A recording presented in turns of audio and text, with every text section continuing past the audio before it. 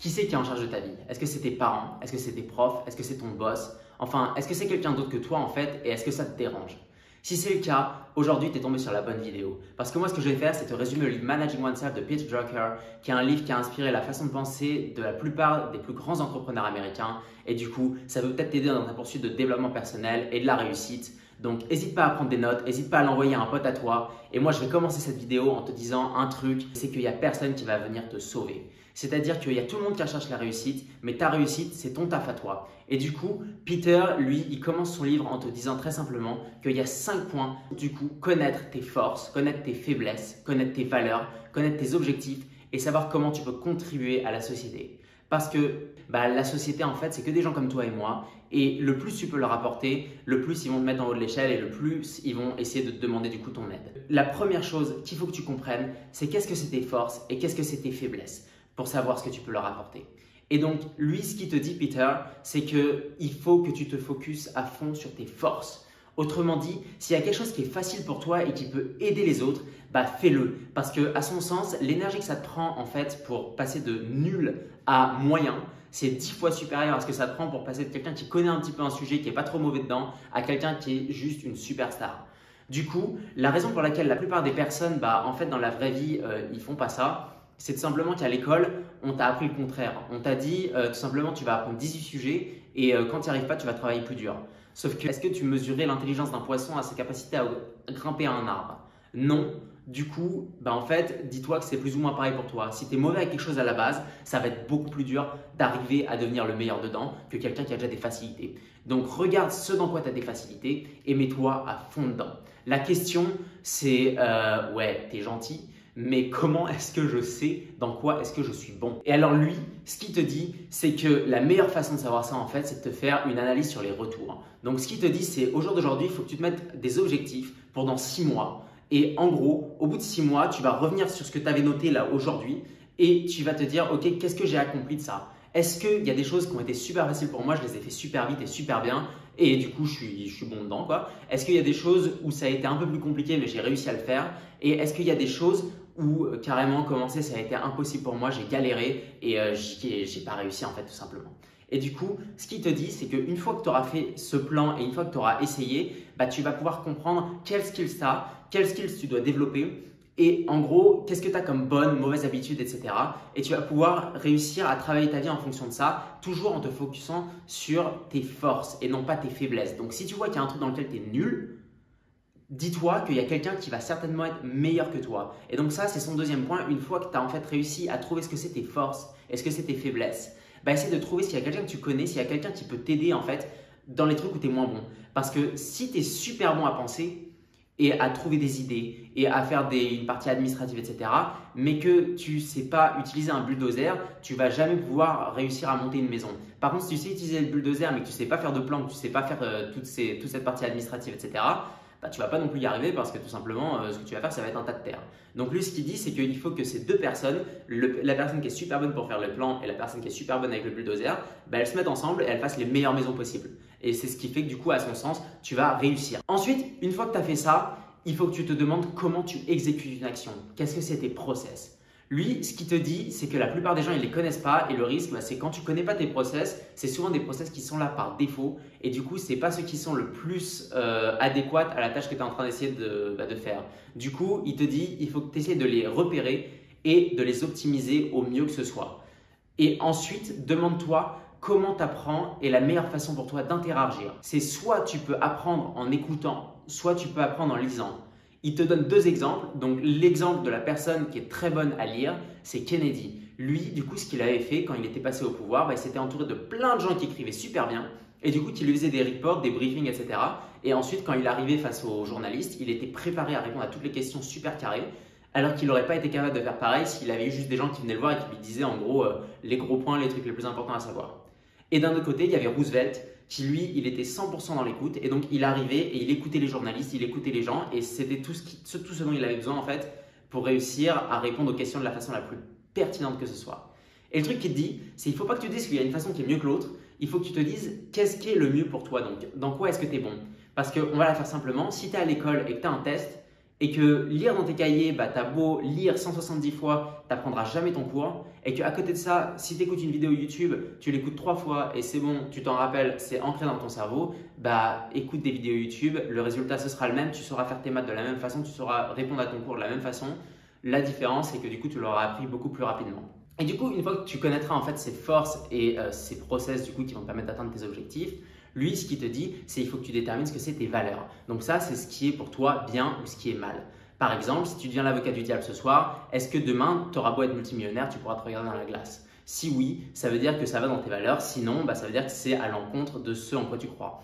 Et ce qu'il faut que tu te demandes, c'est de simplement, à chaque fois que tu vas prendre une action, à chaque fois que tu vas prendre un nouveau travail, que tu vas faire quelque chose, est-ce que la personne que tu vas être après avoir fait cette action, bah, en fait, est-ce que c'est une personne que tu as envie de voir dans le miroir? Et une fois que tu as ça, il faut aussi que tu te demandes ce que c'est exactement tes objectifs. Parce qu'à son sens, la route la plus rapide en fait, pour aller du point A au point B, c'est une ligne directe. Du coup, si jamais ton objectif, ce n'est pas la satisfaction client avec un produit, mais c'est vendre 1000 produits, bah, appelle un maximum de gens et cherche à vendre 1000 produits. Donc, si tu appelles 7 millions de personnes, tu peux avoir le pire produit du monde, tu vas bien en vendre 1000. Par contre, si ton objectif, c'est avoir des clients récurrents et avoir des clients qui aiment le produit, à ce moment-là, il va falloir que tu optimises le produit, que tu optimises le service client et que tu fasses au mieux pour du coup avoir le meilleur produit possible. C'est deux visions différentes de l'entreprise. Il n'y en a pas une qui est meilleure que l'autre, il n'y en a pas une qui va te faire plus d'argent que l'autre. C'est juste à savoir si elle va en fonction de du coup tes croyances, de ce que tu crois est bien ou de ce que tu crois qui est mal. Et une fois que tu as ça, maintenant, il faut que tu saches ce que tu veux amener à la société. Et donc ça, pour lui, il y a 3 questions que tu veux te poser pour répondre à cette question. C'est tout simplement te demander de quoi est-ce que la société a besoin, qu'est-ce que c'est un problème du coup que les gens ont. La deuxième question, c'est savoir comment est-ce que toi, tu peux répondre à ce problème. Donc, qu'est-ce que c'est le skill set que tu as qui va pouvoir répondre à ce problème.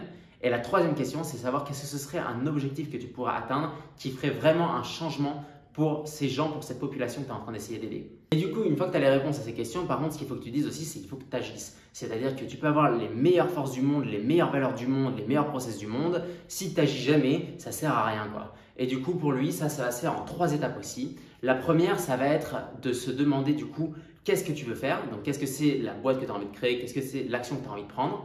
La deuxième chose, ça va être de te demander comment est-ce que du coup tu vas commencer? Qu'est-ce que c'est la première chose que tu vas devoir faire pour commencer cette boîte? Et la troisième chose, c'est te mettre du coup des objectifs et des deadlines que tu vas devoir en fait tout simplement toucher pour réussir à développer cette entreprise de la meilleure façon possible. Et une fois que tu as ça, il faut que tu te lances quoi. Et pour lui, la meilleure façon de faire ça, c'est tout simplement d'avoir un plan, un business plan de 18 mois parce que pour lui, passer ça, ça devient un petit peu trop abstrait, mais 1 an et demi, c'est assez court pour quand même avoir une vision globale en fait de ce que ça peut devenir et une vision assez courte pour toujours avoir en fait vraiment des actions très précises à faire chaque mois, chaque saison.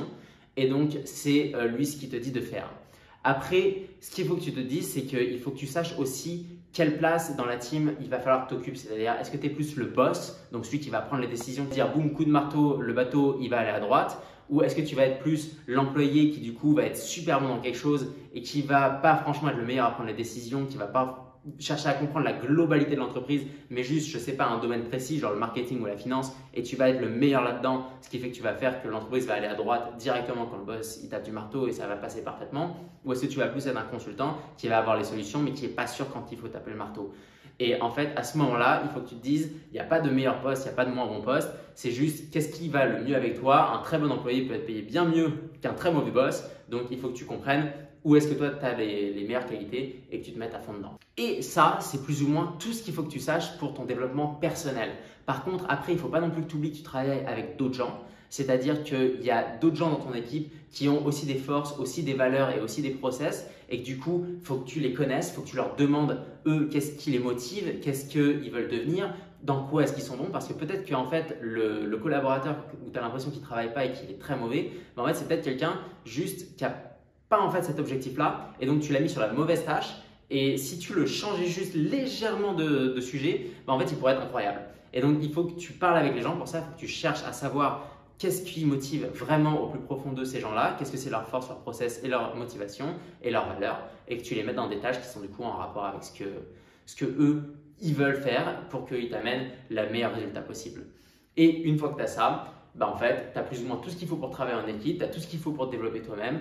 Maintenant, il faut juste que tu te dises à son sens que tu vas avoir une crise de la quarantaine et du coup, tu te prévois une seconde carrière. Donc, il te dit, il faut que tu te dises qu'il y a un moment où tu vas arriver à un moment dans ta carrière où ça va devenir un petit peu embêtant ce que tu fais, tu vas le faire trop longtemps, trop souvent. Et donc là, lui, il dit, il faut juste que tu te dises que du coup, sur le très long terme, donc d'ici tes 40, 50 ans, si tu as 20 ans, c'est pas bientôt, mais il faut quand même que tu penses à savoir c'est une deuxième chose qui pourrait te faire plaisir, par exemple la politique, aider des gens avec une association caritative ou des choses comme ça. Comme ça, au moment où tu as en fait cette crise de la quarantaine, bah, tu as déjà légèrement commencé avec ces projets et tu sais dans quoi te remettre pour continuer du coup à faire ton activité principale où tu es super bon et où tu as mis tes heures, mais à la fois du coup pas te contenter de faire ça et être déprimé. Et en fait, du coup, si tu as écouté tout ça, c'est tous les points qu'il te donne et ça te montre que, en gros, devenir le maître de sa vie, devenir son propre boss, bah, ça demande juste de se poser les bonnes questions, de répondre aux bonnes questions et de savoir qu'il n'y a personne qui va venir te sauver. Tu dois être en fait le CEO de ta vie, tu dois gérer ta vie comme un CEO gérerait une entreprise et prendre les décisions pour toi. Mais pour ça, il faut que tu te connaisses, il faut que tu saches que c'est tes forces, tes process, tes valeurs et il faut que tu saches où est-ce que tu veux aller.